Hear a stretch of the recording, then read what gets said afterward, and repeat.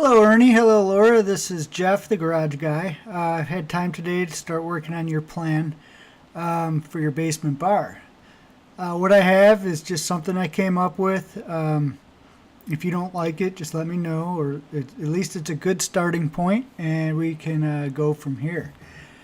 All right, so we have a curved bar, and it's not touching either one of the walls. I don't like the bar touching the walls because a curved bar against a wall just doesn't look good. And I know Ernie wanted a curved bar, or at least had the idea of one, saw something he liked. So I made your curved bar an island. And now how are we going to run the electricity to it? Well, what we're going to do, I put these two stainless steel poles that go from the top of the bar up to the ceiling. And they kind of, in a plan view, in a two-dimensional view like this, on paper, it kind of looks like it blocks some of the cabinets, but as you're moving around the room, they actually probably shouldn't be too intrusive. The real reason for these poles is to run wire through them. Now we can run wire from up above, run it down the pole, and you can have all the electricity you want in an island bar without tearing up your concrete floor. On the back wall, I did two large cabinets, one on each side.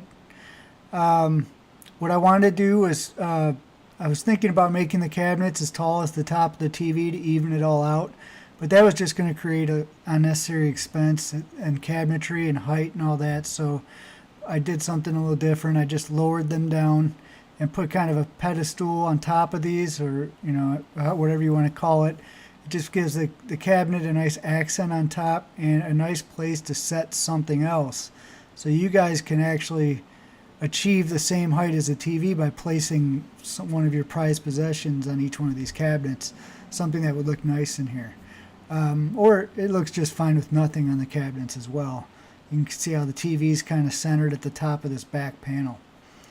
I put in some diamond plate in here.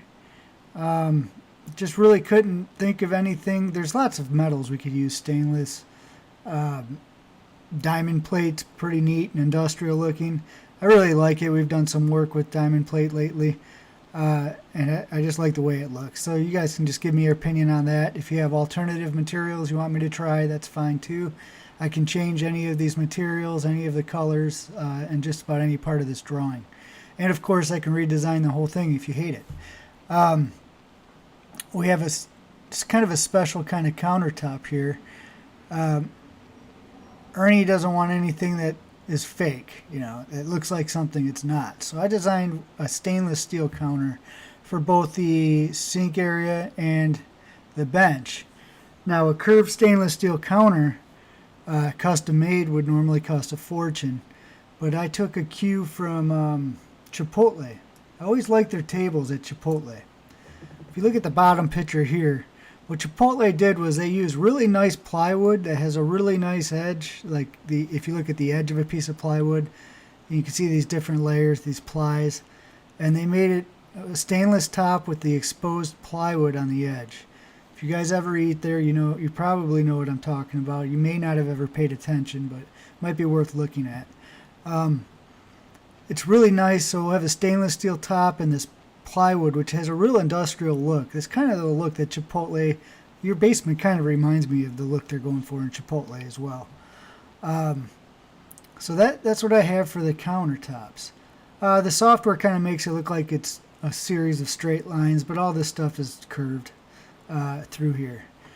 And on the back wall behind the sink, I also put diamond plate there. I gave it some thought. I haven't come up with anything better yet.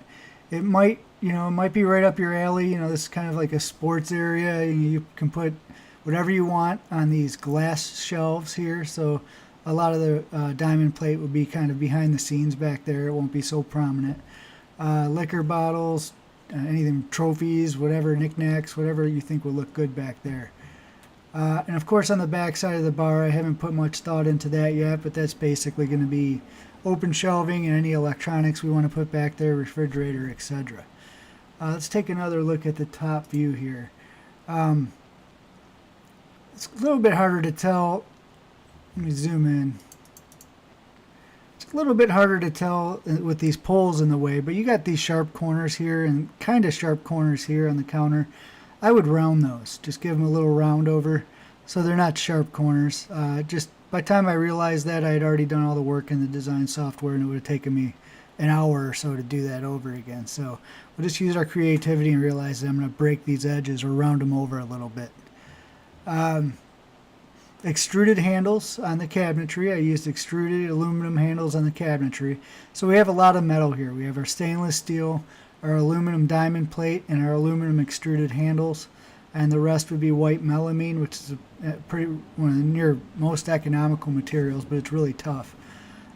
So that is what I have for you guys. All I need at this point is your feedback. It's just kind of, a rough idea. If you guys love it, great. If you want to change things, please let me know, and we can move forward from here. Also, attached to the same email is going to be a printable version of this if you guys want to go ahead and print something out to sketch on or show around. All right, guys, I'll talk to you soon. Thanks.